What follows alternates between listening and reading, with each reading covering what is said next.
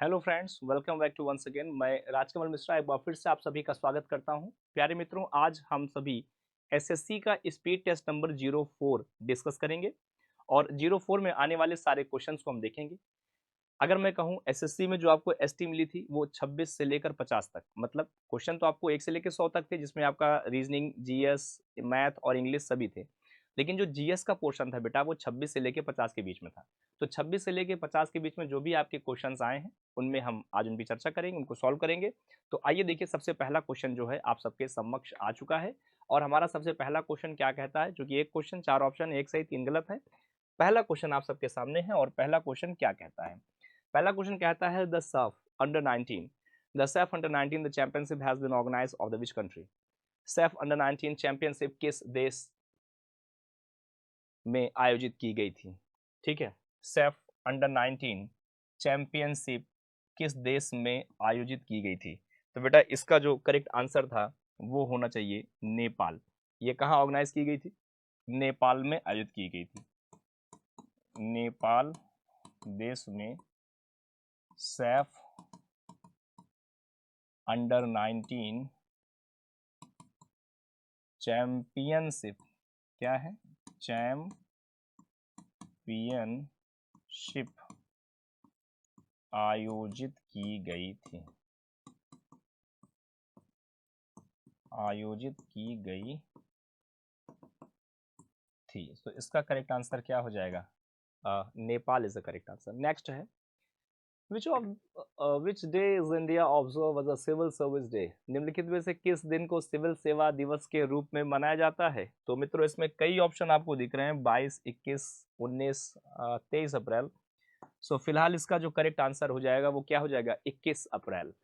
याद रखिएगा 21 अप्रैल को सभी जो सिविल सर्विस के सदस्य हैं, हम ये कहते हैं भारतीय लोक सेवा आयोग में चयनित जो भी हमारे व्यक्ति हैं, जो भी हमारे छात्र रहे हैं, वो सभी, उन सभी के लिए यह दिवस समर्पित है, ताकि वो पूरी लगन और अपनी समक्षता के साथ में कार्य करते हैं।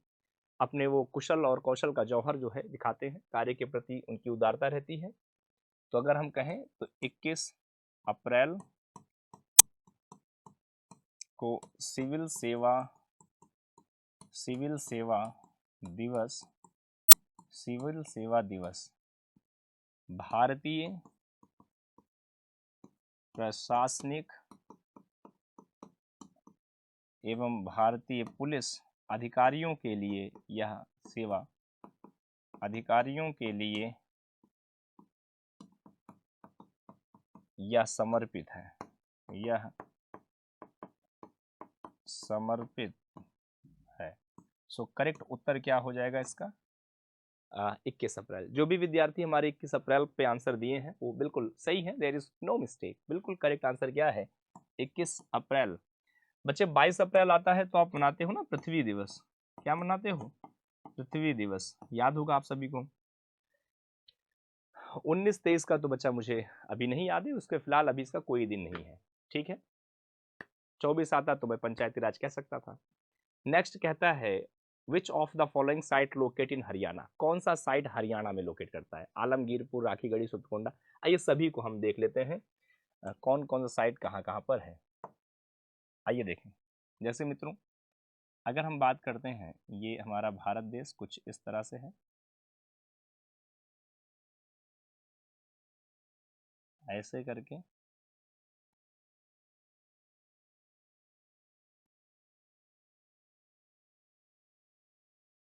इस तरह से कुछ भारत की भूमि को हम बनाते हैं ऐसे।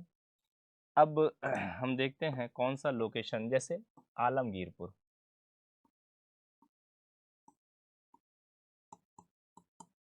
आलमगीरपुर ये पड़ता है उत्तर प्रदेश में, जिला है मेरठ। सो इसका आंसर हो जाएगा यूपी, मतलब ये यूपी में है। अब हमसे क्वेश्चन क्या पूछा है? हरियाणा की साइट। हरियाणा में सीधे आपको बता देना राखीगढ़ी। अब देखो धौलावीरा, ये आप देख रहे हैं लोकेशन, ये जगह पड़ती है धौलावीरा। अब धौलावीरा कहाँ है? गुजरात में। जल संचयन की व्यवस्था का क्षेत्र यहाँ से मिला था प्यारे बच्चे। राखीगढ़ी, राखीगढ़ी हरियाणा का साइड। राखी गढ़ी कहाँ है? हरियाणा साइड है राखी गढ़ी।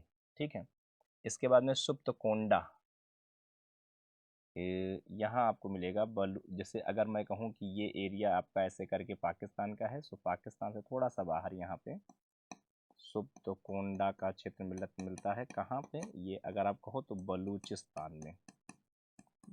कहाँ है? बलूचिस्तान में। सो फिलहाल इसका जो करेक्ट आंसर आपका है वो ऑप्शन नंबर आपका बेटे क्या है? सी। मेरे प्यारे बच्चों, आपका ऑप्शन नंबर जो सी है वो बिल्कुल जो है सही आंसर है। सी, Rakhi Garhi. Rakhi Garhi is the correct answer. जो भी विद्यार्थी ने राखी गढ़ी कहे हैं वो बिल्कुल सही है। अगला प्रश्न क्या कहता है? Is founded by the Lala Lajpat Rai. Lala Lajpat Rai के ने की थी, लाला लाजपत राय ने की स्थापना की थी, आर्य गजट की स्थापना की थी बेटा। देखो इसका जो करेक्ट आंसर है वो किया था लाला लाजपत राय ने आर्य गजट की। याद रखिएगा, गरम दल के नेता, गरम दल के नेता लाला लाजपत राय ने, लाजपत राय ने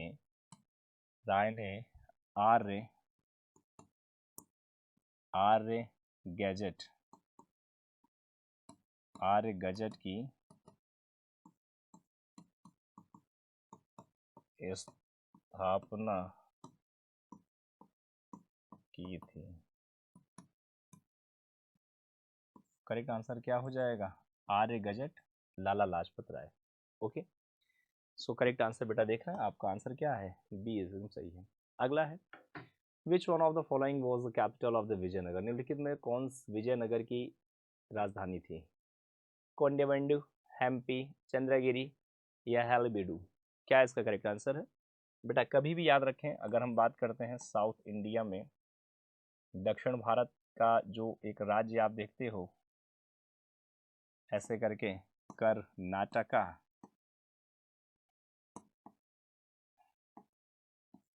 कर्नाटका में एक जगह है जिसका नाम है हम्पी। हम्पी, हम्पी ही क्षेत्र है जो राजधानी है किसकी? विजयनगर की। विजयनगर की राजधानी क्या है? हम्पी है। क्या है बेटे? Hampi. Hampi is the correct answer. Hampi Hampi Hampi Hampi क्या है? बिल्कुल सही आंसर है। ओके, जो भी विद्यार्थी हमारे हम्पी के साथ जा रहे हैं, हम्पी बिल्कुल सही है। हम्पी है तो एकदम सही है। अगला प्रश्न है, लेस्लापट्टू was a folk dance of the Indian state. लेस्लापट्टू नाम का एक नृत्य है, लोक नृत्य है, फोक डांस है, किस राज्य में है? वैसे नाम देख के लगता है कि नॉर्थ ईस्टर्न स्टेट है, तो नॉर्थ ईस्टर्न एक ही स्टेट लग रहा है इसमें, क्या? नागालैंड। सो बच्चे क्या करेक्ट आंसर होगा इसका? नागालैंड। याद रखेंगे, नागालैंड का राज्य है लेस्लापट्टू। यह लोक नृत्य नागालैंड, नागालैंड का है। यह लोक नृत्य कहाँ का है बच्चे? यह लोक नृत्य नागालैंड का है। कहाँ का है? नागालैंड का है। याद रखिए बच्चे, नागालैंड की राजधानी क्या है? नागालैंड की राजधानी है कोहिमा। जैसे मेघालय की राजधानी है शिलोंग। ठीक है, क्या है? कोहिमा। अगला है, नेक्स्ट क्वेश्चन क्या कहता है? तो कुमायूं हिमालय किन दो नदियों को में स्थित है? क्या क्वेश्चन कहता है? क्वेश्चन कहता है the Kumaon Himalaya lies between which of the reverse. Kumaon Himalaya किन दो नदियों के बीच में स्थित है? तो इसके लिए आइए थोड़ा एक बार हम डायग्राम को समझें तो अच्छे से क्लियर हो पाएगा मित्रों। डायग्राम को थोड़ा सा देखेंगे क्या है। आप सभी भारत के मैप को एक दफे फिर से देखेंगे।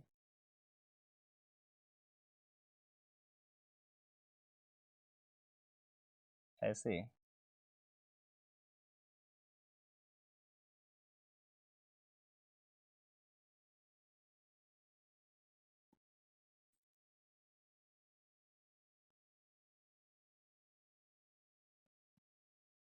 कुछ इस तरह से आता है ऐसे करके। अब आप यहाँ क्या देखते हैं बच्चा कि यहाँ पे ये हिस्सा, अगर मैं कहूँ ये हिस्सा यहाँ पे है नागा पर्वत, नागा पर्वत, यहाँ पे है नमचा बरवा, यहाँ क्या है नमचा बरवा, इस तरह से है। ये पड़ता है अरुणाचल प्रदेश में और ये पड़ता है जम्मू और कश्मीर में। अब अगर मैं कहूँ यहाँ से लेकर और यहाँ तक का एरिया, ये है पूरा हमारा मध्य हिमालय का क्षेत्र। अब इस मध्य हिमालय के क्षेत्र में ही 4 प्रमुख श्रेणियां जो है यहाँ पे हमारी विभाजित होती हैं। जो 4 प्रमुख श्रेणियां विभाजित होती हैं वो कैसे बनती हैं, कुछ आप उसको इस तरह से देखिएगा।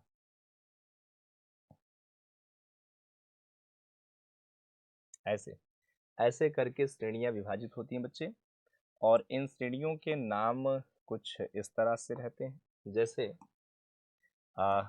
1 2 3 4 5। जैसे सबसे पहली जो नदी निकली है बेटा उसको हम कहते हैं सिंधु नदी। नंबर 2 जो निकलती है सतलज। नंबर 3 जो निकलती है काली। नंबर 4 जो निकलती है उसका नाम तीस्ता। नंबर 5 जो निकलती है उसका नाम है ब्रह्मपुत्र। तो सबसे पहले हम लोग 1 2 3 4, तो 4 हिस्से में ये है, तो चारों हिस्सों को आओ एक बार समझें। देखो भाई, सिंधु सतलज के बीच जो हिमालय है उसका नाम है पंजाब हिमालय। क्या है? पंजाब हिमालय। यहाँ जो है इसका नाम है कुमायूं हिमालय।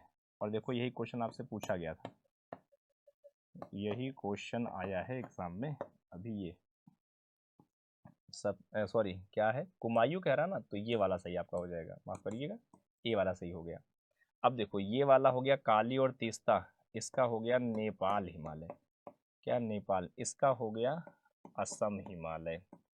तो इस तरीके से इन हिमालय के क्षेत्रों को आप बच्चों बताओगे, ठीक है। उम्मीद है चीजें स्पष्ट होंगी, क्लियर होंगी बच्चों। क्या है करेक्ट आंसर?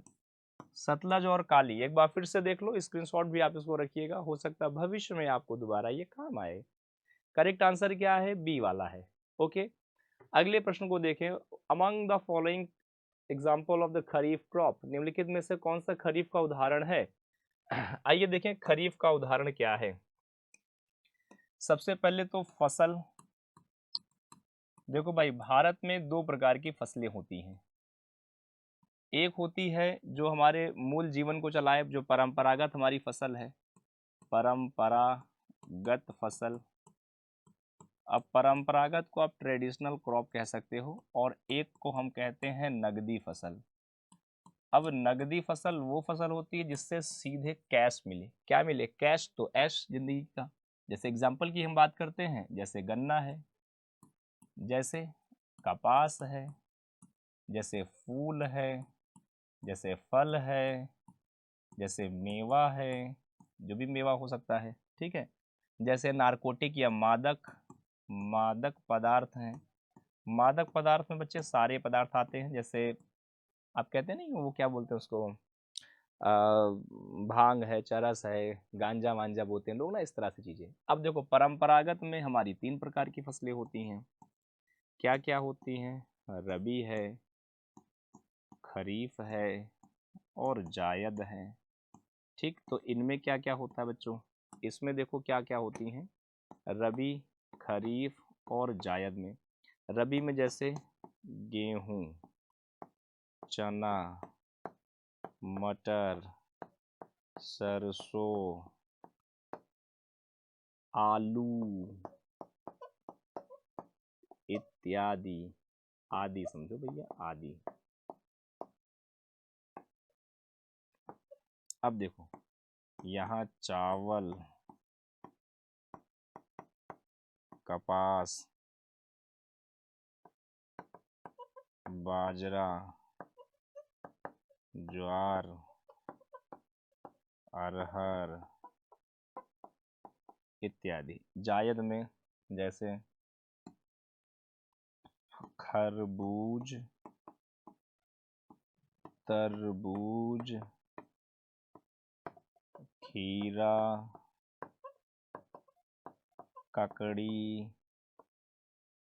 लौकी, भिंडी इत्यादि। ठीक है, तो उम्मीद है भैया समझ पा रहे होंगे सब बराबर। तो क्या आ गया?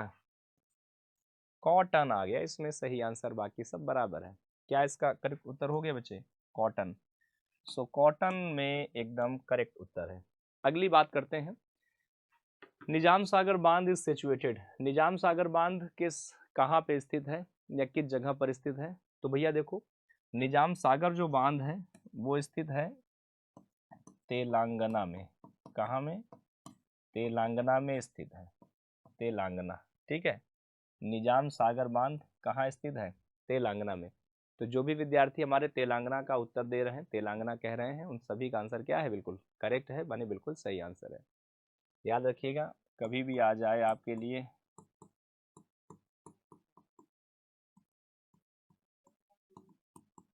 निजाम सागर बांध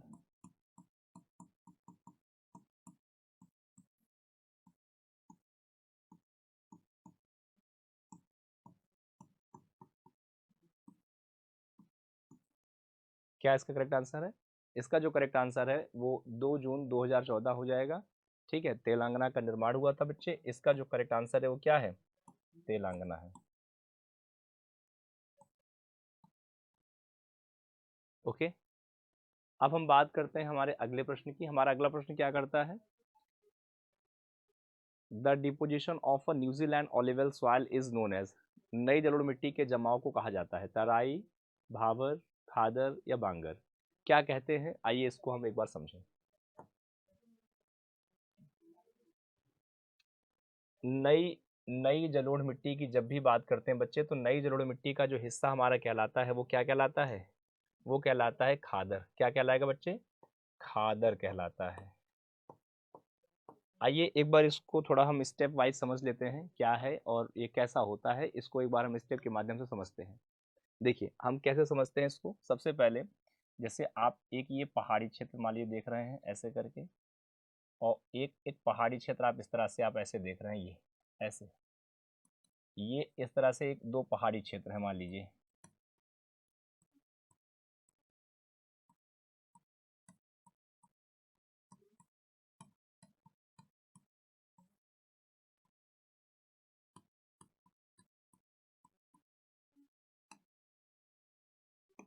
अब मान लीजिए कि कोई नदी यहाँ से निकल के आती है, ऐसे फ्लो कर रही है, ऐसे बह रही है, ऐसे।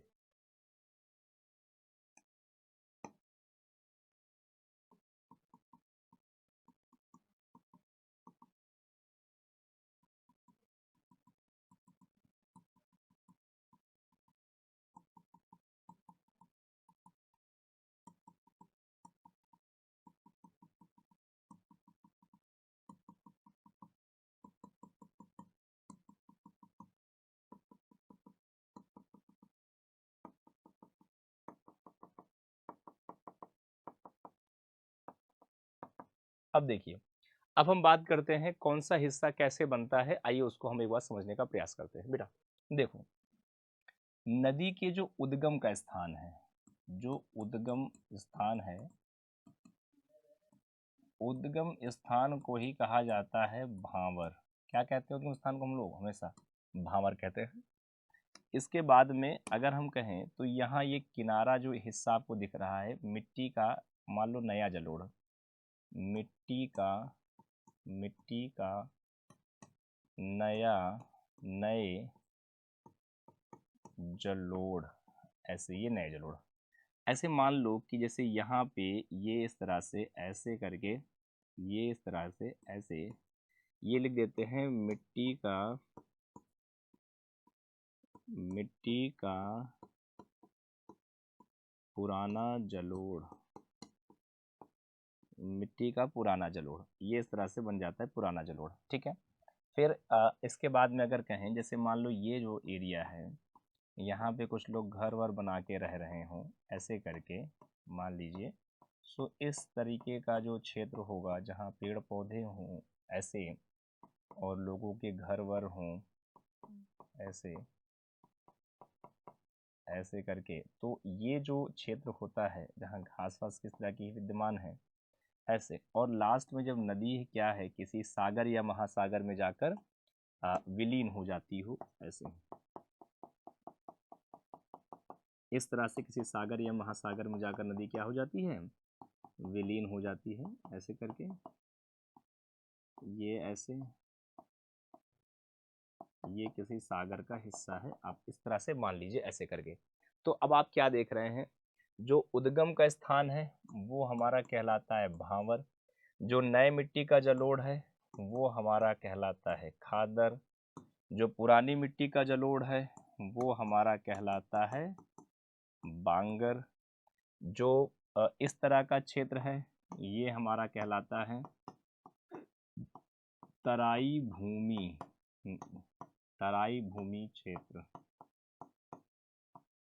और जहां नदी गिर जाती है पांचवा पॉइंट, वहां पे नदी बना देती है डेल्टा का क्षेत्र। क्या बना देती है, डेल्टा का क्षेत्र। तो ये है प्रमुख, फिलहाल इसका जो आंसर होना है वो आंसर सी होना है मित्रों। क्या इसका आंसर होना है सी। सो मुझे उम्मीद है कि आपको ये वाला जो प्रश्न है वो एक बेहतरीन तरीके से समझ में आया होगा, और इसका एकदम एक्यूरेट आंसर है। इसके जितने अन्य भी हैं वो भी आपको समझ में आए होंगे, पूरा आपको समझाया होगा। तराई क्या है, भांवर क्या है, खादर क्या है, बांगर क्या है, ये पूरा क्षेत्र आपको इस तरह से समझ में अच्छे से आ रहा होगा। अब बात करते हैं, हमारा अगला क्वेश्चन है, in which of the following method union the legislative can be make law, निम्नलिखित में से किस मामले में संघ विधायी कानून बनाती है। अब देखिए, माने हम बात कर रहे हैं यूनियन लिस्ट की। देखो बच्चे, सबसे पहले तो मैं आपको बताऊं, हमारे भारतीय संविधान की अगर हम बात करें, हमारे भारतीय संविधान की बात करें तो बेटा भारतीय संविधान में भाग अगर कहें, भारतीय संविधान में अनुसूची संख्या जो है, अनुसूची संख्या 8 है। अनुसूची संख्या 8 में 3 हिस्से हैं, संघ सूची, राज्य सूची, और एक है दोनों का मिला जुला रूप जिसे हम लोग कहते हैं समवर्ती सूची। और क्या कहते हैं, समवर्ती सूची। अब संघ सूची में जैसे रेलवे है, ठीक है, जैसे रक्षा है, जैसे आयकर है, ये इसमें आते हैं। अब जैसे राज्य सूची में जैसे पुलिस है, जैसे राज्य भूमि है, राज्य की भूमि है, ऐसे जैसे स्थानीय निकाय हैं, स्थानीय निकाय हैं, ये इसमें आते हैं। अब जैसे समवर्ती सूची में जैसे बेटा शिक्षा का विषय है, जैसे स्वास्थ्य का विषय है, जैसे पत्र पत्रिकाओं का विषय है। अब पत्र पत्रिका में जैसे समाचार वगैरह, समाचार पत्र वत्र नहीं है, मीडिया वगैरह सब इसी में आता है, ये ऐसे। सो फिलहाल अब देखो, कानून बना सकती है तो रेलवे जो है इसका करेक्ट आंसर हो जाएगा बेटा। क्या हो जाएगा इसका करेक्ट आंसर, रेलवे जो है करेक्ट हो जाएगा। अच्छा, समवर्ती सूची जो ये लिया गया है, ये हमने लिया था कहाँ से, ऑस्ट्रेलिया के संविधान से लिया गया है, ऑस्ट्रेलिया के कॉन्स्टिट्यूशन से ये लिया गया हिस्सा है बच्चे, ठीक है। उम्मीद है आप इसको समझ पा रहे हैं, एकदम सही है। सो सही क्या है, railway is the correct answer. Okay, अगले प्रश्न की बात करते हैं। अगला प्रश्न क्या कहता है, which of the following article prohibition labour force, निम्नलिखित में से कौन सा जबरन श्रम मजदूरी को प्रतिबंधित करता है। बच्चे, अगर जबरन श्रम मजदूरी की बात करेंगे तो आर्टिकल नंबर जो 23 है वो बिल्कुल सही है। आइए देखिए, भारतीय संविधान में पार्ट नंबर 3, आर्टिकल नंबर 12 से 12 टू 35, 12 से लेके 35। अब आर्टिकल नंबर 23 और 24 ये दोनों कहता है क्या, exploitation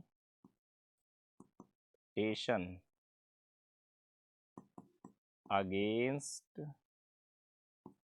right, exploitation against right, जिसमें आर्टिकल 23 क्या करता है, फोर्स लेबर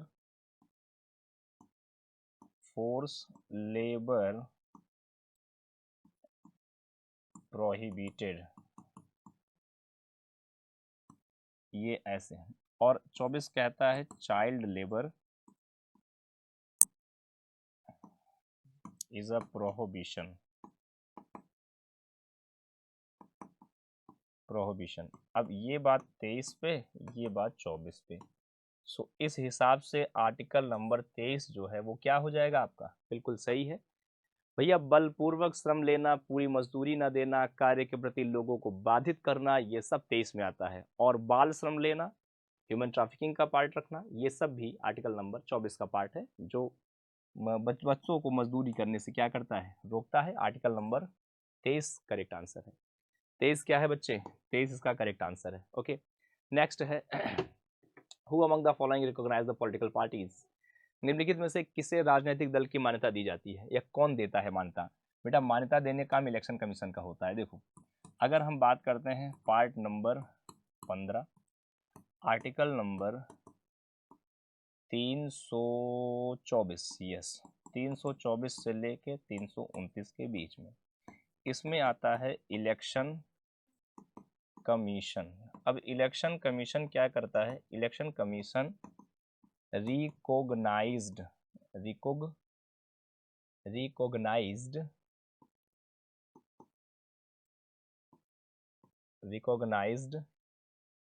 पॉलिटिकल पार्टीज,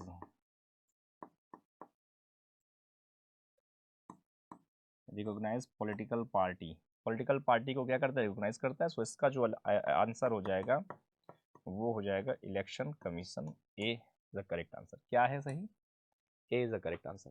जो भी हमारे प्यारे विद्यार्थी ए इसमें किए होंगे उन सभी का आंसर क्या है बच्चों, बिल्कुल सही है।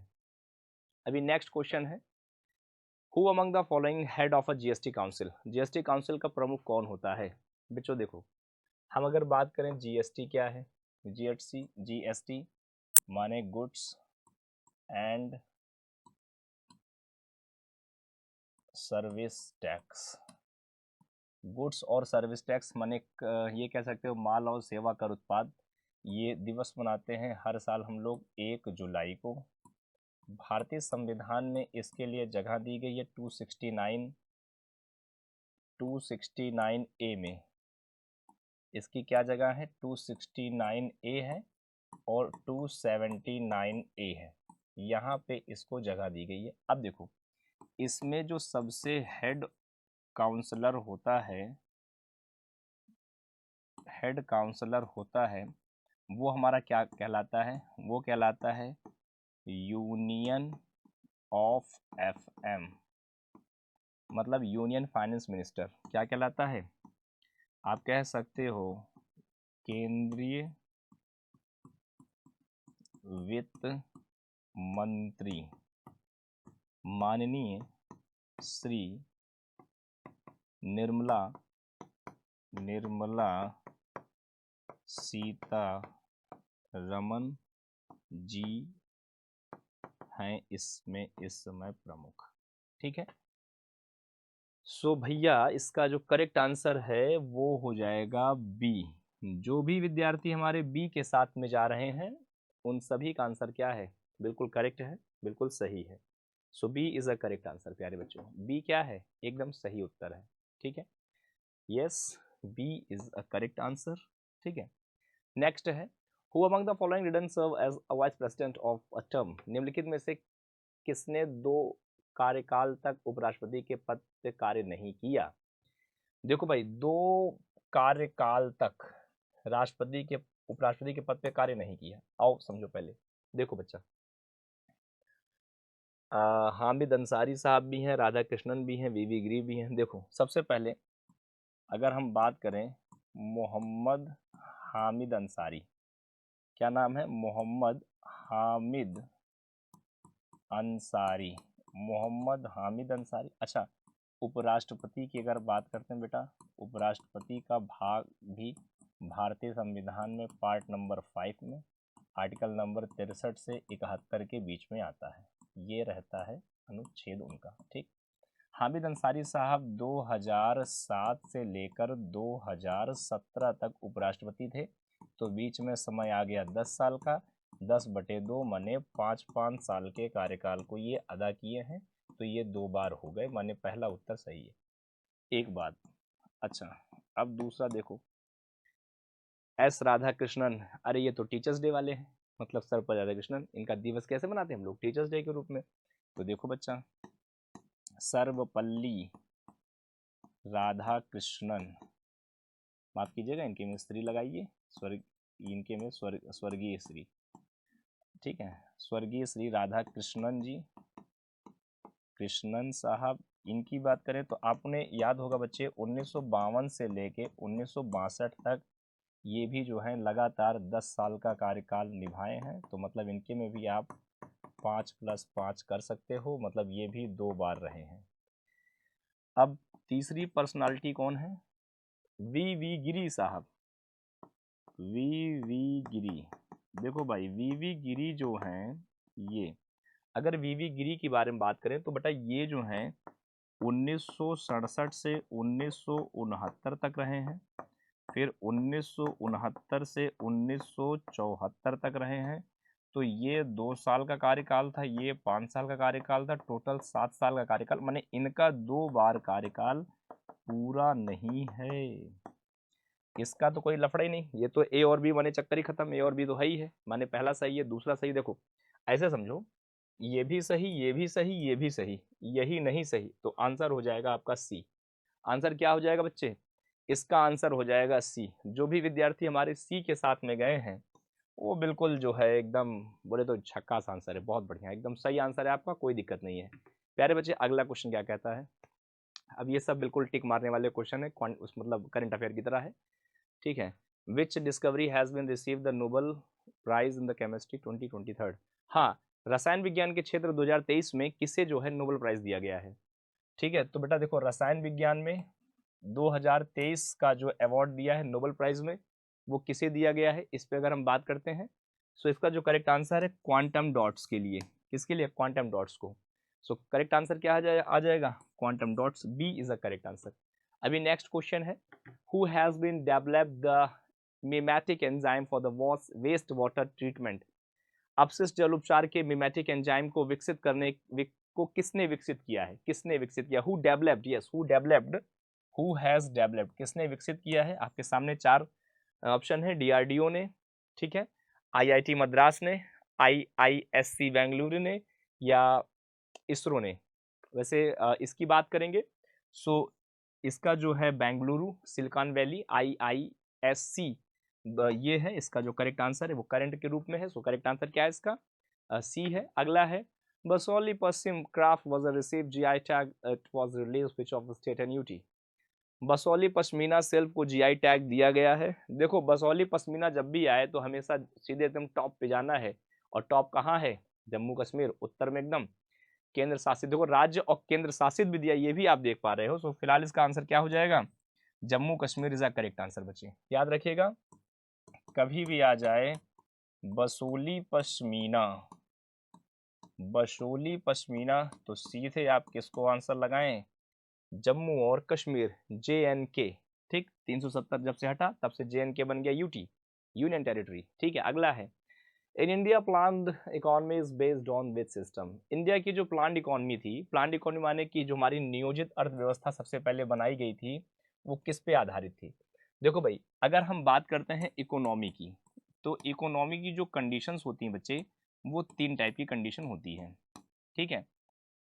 और सबसे अच्छी कौन है, सबसे ऊपर रखते हैं, जो सबसे वो है वैसे रखते हैं। देखो, सबसे पहले एक होता है कैपिटल इकोनॉमी, अब हमारे देश में कैपिटल है ही नहीं।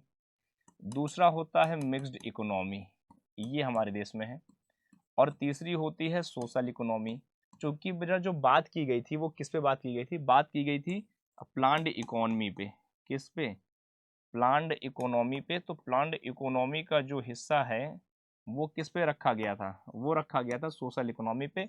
सो क्या हो जाएगा? सोशलिस्टिक सिस्टम वाला हिस्सा जो है पहला हो जाएगा इसमें ये। वैसे अगर हम बात करें इंडिया में हमारे, अब इंडिया में हमारे कौन सा सिस्टम चलता है? अब चलता है मिक्स्ड, लेकिन सही आंसर क्या है? सोशल। अब इंडिया ट्रिपल P मॉडल पे लेके चलता है, जब से डॉक्टर मनमोहन सिंह सन 90 से बताए थे। अगला प्रश्न है अगला प्रश्न क्या कहता है बेटा? अगला प्रश्न कहता है in which of the following years Pradhan Mantri Mudra योजना वाज लॉन्च। ठीक है, प्रधानमंत्री मुद्रा योजना की शुरुआत कब की गई है? अगर सिंपल हम कहें तो आप लोगों ने बेटा पढ़ा होगा PMM, प्रधानमंत्री मुद्रा योजना, PMMY स्कीम, प्रधानमंत्री मुद्रा योजना जो स्कीम है ये लॉन्च की गई थी बेटे बच्चे अप्रैल 2015 में। इस योजना के अंतर्गत आपने देखा था कि किस तरीके से जो तरुण है, मतलब जो थोड़ा सा वही प्रौढ़ टाइप के लोग हैं और युवा हैं और शिशु हैं, इन तीनों व्यक्तियों, तीनों हिस्सों में अलग अलग तरीके से लोन और सर्विसेज प्रोवाइड कराने की बात की गई थी कि वो सरकार से क्या करें, धन लें, अपना रोजगार चलाएं और उसके कुछ समय के बाद में वो सरकार को दिए गए धन को मिनिमम वैल्यूएशन के आधार पे, इंटरेस्ट के आधार पे सरकार को वापस करें। तो इसमें आपने देखा था कि तरुण, किशोर और जो है शिशु के आधार पे लोगों को एक ऋण की सुविधा मुहैया कराएगी। सो फिलहाल इसका जो आंसर है वो 2015 है। क्या था? अप्रैल 2015 में ये स्कीम चलाई गई थी बेटा। ठीक है, अच्छा एक बात और याद रखिएगा, इसी से मेरे को एक बात और याद आई है। कभी अगर आपको याद आ जाए कि सर विमुद्रीकरण कब हुआ था, विमोद्रीकरण आप अंग्रेजी में कहते हैं ना डीमोनेटाइजेशन, अगर ऐसा याद आता है तो याद रखिएगा इसको 8 नवंबर 2016 को ये हुआ था। 8 नवंबर 2016 को इस तरह की व्यवस्थाएं प्रारंभ हुई थी। सो फिलहाल इसका आंसर क्या हो जाएगा बेटा? 2015 इसका करेक्ट आंसर है। अगली हम बात करते हैं और ये प्रश्न है हमारा अगला प्रश्न। अगला प्रश्न क्या कहता है बेटा? अगला प्रश्न कहता है aluminium is an example of the type of the magnetic substance. Aluminium के प्रकार का चुंबकीय पदार्थ का उदाहरण है। बेटा देखो एल्युमिनियम जो है, एल्युमिनियम एक नॉन मैग्नेटिक है कंटेंट, पहले बात समझिए। एल्युमिनियम जो है, एल्युमिनियम Al प्रतीक होता है, एटॉमिक नंबर 13 होता है, ये नॉन मैग्नेटिक सब्सटेंस होता है। ये क्या होता है? Non magnetic substance. अब कह क्या रहा है, एक सेकंड देख लें जरा। एल्युमिनियम किस प्रकार के, देखो फेरो जहां लग गया माने वहां आयरन की बात कर रहे हैं एटॉमिक 26 पे, ये नहीं है। डायमंड भी नहीं है, ठीक है, पैरा नहीं है, नन ऑफ, भैया इसमें कोई आंसर नहीं होगा प्यारे बच्चे, नन ऑफ दिस को आप टिक करेंगे इसमें। ठीक है बच्चों, इसमें क्या टिक करोगे आप? नन ऑफ दिस को टिक करोगे। इसमें ऐसा कोई आंसर नहीं है बच्चे। चुंबकत्व का जो गुण होता है वो एल्युमिनियम में नहीं मिलता है, लौह में आपको मिलेगा, ये बात सत्य है। ठीक है, अगला प्रश्न क्या कहता है if a star appear blue it means, यदि कोई तारा नीला दिखाई दे तो इसका क्या अर्थ है? देखो भाई जब अगर कोई तारा है, मान लो कोई स्टार है, ठीक है, और सबसे पहले तो आप ये जान लीजिए कि सारे तारे में जितने भी तारे होते हैं सभी तारे सूर्य हैं, लेकिन सभी सूर्य तारे नहीं हैं, एक पॉइंट। दूसरा पॉइंट, तारों में नाभिकीय संलयन माने न्यूक्लियर फ्यूजन की रिएक्शन होती है, ये बात आपको पता होनी चाहिए। अगली बात, जितने भी तारे हैं उसमें हाइड्रोजन और हीलियम, इन इनकी प्रचुर मात्रा, मतलब इनका जो कंटेंट है वो पर्याप्त मात्रा में होता है, एक पॉइंट। अच्छा अगले पॉइंट पे अगर हम चर्चा करें बेटा, अगला पॉइंट ये कहता है, हमें क्या कहता है कि तारे नीले दिखाई देते हैं। देखो तारा नीला दिखाई देता है। अब तारा नीला दिखाई देता है क्योंकि उसका जो टेम्परेचर है आप कह सकते हो 10,000 केल्विन के आसपास तक पहुंच जाता है। माने सन टेम्परेचर से क्या हो जाता है? ग्रेटर देन, आप इसको ग्रेटर देन या आप ऐसे कह सकते हो ये हॉटर देन टाइप का होगा। सो इसमें सन के तापमान से भी ज्यादा अगर है, hotter than the sun, so correct answer बच्चे यहाँ पे सन होगा, हॉटर देन द सन। ठीक है, सो क्या करेक्ट आंसर हो जाएगा बच्चे इसका? हॉटर देन द सन, सूर्य के तापमान से अधिक हिस्सा इसमें होगा। तो यही इसका जो कारण है जिस कारण इस तरह की चीजें जो है बच्चे क्या होती हैं, दिखती हैं, या इस तरह की चीजें जो है हमें मिलती हैं। अब हम बात करते हैं अपने अगले प्रश्न की। जो हमारा अगला प्रश्न है वो क्या कहता है बेटा? अगला प्रश्न कहता है Neev literature fest has been organized in which state. Neev literature fest किस राज्य में आयोजित किया जाता है? देखिए नीव लिटरेचर फेस्ट है, एक प्रोग्राम है अगर मैं कहूँ ये जो प्रोग्राम है ये कहाँ पे होता है बच्चे, ये प्रोग्राम होता है कर्नाटका में। कहाँ होता है? कर्नाटका में, याद रखेंगे। नीव literature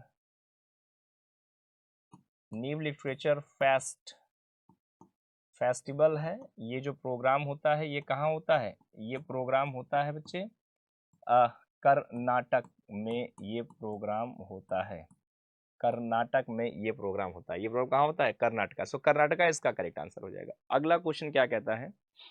name of the former governor of RBI और RBI governor who has often referred to as the father of Indian banking reform। RBI के पूर्व गवर्नर का नाम बताइए जिन्हें अक्सर भारतीय बैंकिंग सुधार का जनक कहा जाता है। सो बच्चे आइए देखें इसका क्या करेक्ट आंसर है। आरबीआई के, रिजर्व बैंक ऑफ इंडिया के एक पूर्व गवर्नर हैं जिन्हें अक्सर भारतीय बैंकिंग सुधारों का, मतलब बैंकिंग रिफॉर्मेशन का फादर कहा जाता है। उर्जित पटेल साहब, नई आंसर है। Maidavolu Narasimham is the correct answer, ये सही है। सी रंगराजन नहीं, इसका करेक्ट आंसर है मैंडेवलु सरमिशन। सो मैंडेवलु नरसिम्हन जो है ये इनके बिल्कुल करेक्ट उत्तर हैं। इन्हें ही बैंकिंग में आरबीआई बैंकिंग रिफॉर्मेशन का फादर कहा जाता है, सो ये इसका करेक्ट आंसर है। ओके बच्चे, आज के सेशन का अब हम लास्ट क्वेश्चन है और लास्ट क्वेश्चन पे हम सभी पहुंच चुके हैं आज के सेशन का, और मुझे उम्मीद है कि आपका जो ये जो सेशन है वो बेहतरीन तरीके से समझ में आया है। अभी हम इस क्वेश्चन पे चर्चा करते हैं। क्वेश्चन क्या कहता है? Who is the author of a children's book the Christmas pig. बच्चों की पुस्तक द क्रिसमस पिग के लेखक कौन है? बच्चों की एक बुक है जिसका नाम है द क्रिसमस पिग। अब क्रिसमस पिग के लेखक कौन है? Who is the writer of a Christmas pig? आपके सामने 4 ऑप्शन दिए हैं। अरुंधति राय, नो, बच्चों पे ये बुक नहीं लिखती भाई। सलमान रुशीद साहब, नो, ये भी बच्चों पे बुक नहीं लिखते। हाँ, चेतन जी तो बुक लिखते हैं लेकिन ये इनकी लिखी नहीं है बेटा। J K Rowling is the correct answer. J K Rowling साहब जो हैं इस बुक को लिखने वाले एक प्रसिद्ध प्रवक्ता है, प्रसिद्ध वक्ता है, अच्छे राइटर हैं। सो बच्चे याद रखिएगा, the Christmas pig book composed by J.K. Rowling. J.K. Rowling है इस बुक के राइटर। बेटा कौन है? J.K. रावलिंग। J.K. रावलिंग जो थे ये इस बुक के राइटर थे। ये आप सिंपल कह सकते हो चिल्ड्रन बेस्ड बुक है, चिल्ड्रन बेस्ड बुक है। सो इसका जो करेक्ट आंसर है वो क्या हो जाएगा? इसका करेक्ट आंसर हो जाएगा जेके रावलिंग। ओके प्यारे बच्चे, जेके रावलिंग ही जो है इसका करेक्ट आंसर है। ठीक है, आज का ये जो सेशन है, मुझे उम्मीद है आप सभी को मैंने पूरा सेशन अच्छे से समझाया, अच्छे से पूरे सेशन के बारे में मैंने आपको बताया प्यारे मित्रों। और आज का ये जो सेशन है मैं अब यहीं पर समाप्त करता हूँ and thank you very much. अब हम लोग मिलेंगे आपसे नेक्स्ट सेशन में जब हम पढ़ेंगे स्पीड टेस्ट नंबर 05 और वो आप सबके सामने पब्लिश होगा जल्दी ही। और टेस्ट का स्पीड टेस्ट नंबर 04 वो आप लोगों ने देखा, वो बेहतरीन तरीके से आपको समझ में आया। मैंने पूरी तरीके से उसको बताने का आपको प्रयास किया, उसमें लगभग सारी चीज़ें अच्छे से क्लियर रही हैं, उसमें कोई डाउट नहीं था, चीज़ें अच्छे से समझ में आई हैं। एक एक स्पष्ट क्वेश्चंस पे हमने पूरा चर्चा किया, उनको बताने का हमने पूरा आपको प्रयास किया मित्रों। ठीक है, तो आज के सेशन को बस मैं यहीं पे समाप्त करता हूँ, बाकी अगली बार का जो हिस्सा है वो हम लोग नेक्स्ट टाइम देखेंगे। ठीक है, तब तक के लिए thank you very much and bye bye.